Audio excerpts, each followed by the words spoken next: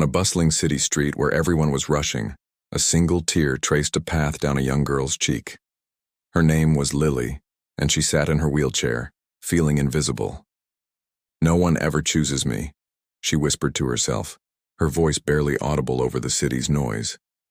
Little did she know someone had stopped. Not just anyone, but billionaire philanthropist Mr. Harrison. He was known for his sharp business mind, but today, something else caught his attention.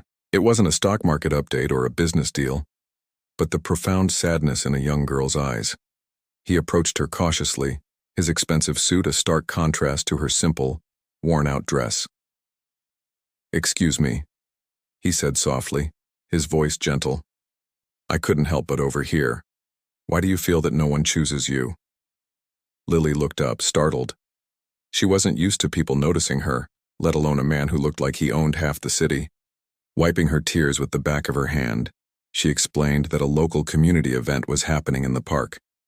Teams were being formed for a friendly scavenger hunt, but just like every other time, she was left on the sidelines. "They see the chair," she said, her voice trembling, "and they don't see me." Her words struck a chord deep within Mr. Harrison. He had everything money could buy: luxury cars, sprawling mansions, worldwide respect. But at that moment, he saw a poverty of the spirit that no bank account could measure. He saw a young soul who felt worthless, forgotten by a world that moved too fast to care. In that instant, a decision formed in his mind, one that would ripple through the lives of everyone present. He looked at Lily, a genuine smile spreading across his face. "Well," he announced, his voice now carrying a newfound energy, "it seems they've made a grave mistake.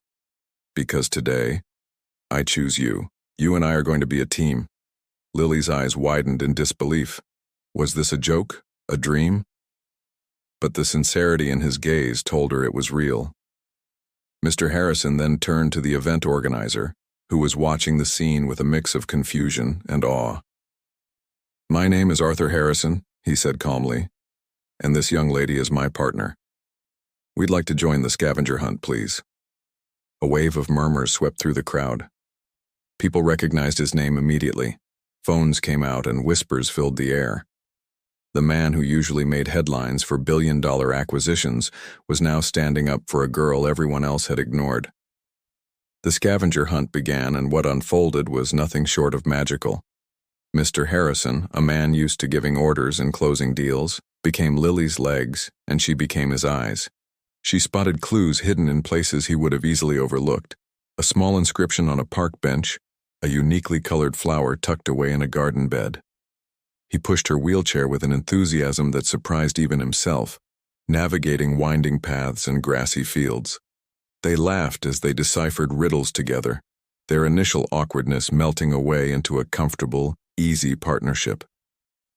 For the first time, Lily wasn't the girl in the wheelchair. She was just Lily, a clever, observant, and vital member of a team. The other participants, who had initially dismissed her, now watched in amazement. They saw the joy on her face, a radiant glow that had been hidden by years of feeling left out.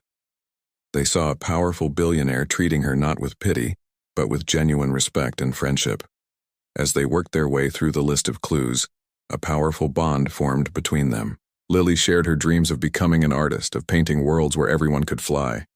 Mr. Harrison, in turn, shared stories not of his wealth, but of his own lonely childhood, a time when he often felt like an outsider himself. He realized that for all his success, he had been missing this simple human connection. It wasn't about charity. It was about seeing another person, truly seeing them, and valuing what they had to offer. He saw in Lily a resilience and a brightness that money could never create. Her spirit was richer than any fortune he had ever amassed. The onlookers, initially drawn by the spectacle of a billionaire at a local park event, were now captivated by the story unfolding before them. It was a lesson in compassion, playing out in real time. They witnessed how a single act of inclusion could transform a person's world. As they approached the final clue, Lily's face was beaming. "I've never had so much fun in my entire life," she confessed, her voice filled with emotion. Mr. Harrison smiled back. Neither have I, Lily. Neither have I. They didn't win the scavenger hunt. They came in third. But they had won something far more valuable. They had won a moment of pure, unadulterated joy and a friendship that defied social status and physical limitations. When the event concluded, Mr. Harrison didn't just say goodbye. He knelt down to be at her eye level, a gesture that spoke volumes. "Lily," he said seriously, "your perspective is unique and beautiful. You see things others miss. Don't ever let anyone make you feel like you are less than. You are a treasure." He then made her an offer that would change her life forever. He wanted to sponsor her art education, providing her with the best tutors and materials, and promised to host her very first exhibition in one of his galleries. Tears streamed down Lily's face again, but this time, they were tears of overwhelming happiness. The crowd, which had gathered around, erupted in applause. They weren't just clapping for the billionaire's generosity, they were clapping for the profound truth they had just witnessed. They had seen that true wealth isn't measured in dollars, but in the kindness we show to one another. Mr. Harrison's reaction that day did more than just shock everyone. It inspired them. It was a powerful reminder that the greatest investment we can ever make is in another human being. It showed that sometimes the most extraordinary thing you can do is to stop, to listen, and to tell someone who feels invisible, "I see you, and I choose you." Lily's story, and Mr. Harrison's simple act of compassion, became a local legend. It was a testament to the fact that kindness is a currency that never loses its value. It can heal wounds that money can't touch and build bridges where walls once stood. It reminds us all that every single person deserves to be chosen, to be valued, and to be loved for exactly who they are. This story isn't just about a billionaire and a girl in a wheelchair. It's about the heart of humanity.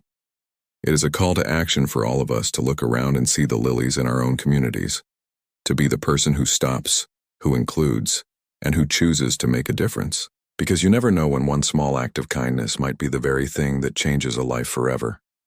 It proves that true beauty, real wealth, and lasting happiness are found not in what we have, but in what we give. It's in the love we share, and the compassion we extend to those who need it most. And that is a lesson more valuable than any fortune in the world. Thank you so much for watching. If this story touched your heart, please give it a thumbs up and share it with someone who might need this message today. Don't forget to subscribe to our channel for more inspiring content that reminds us of the good in the world. We'd love to hear your thoughts in the comments below. Until next time, take care and choose kindness.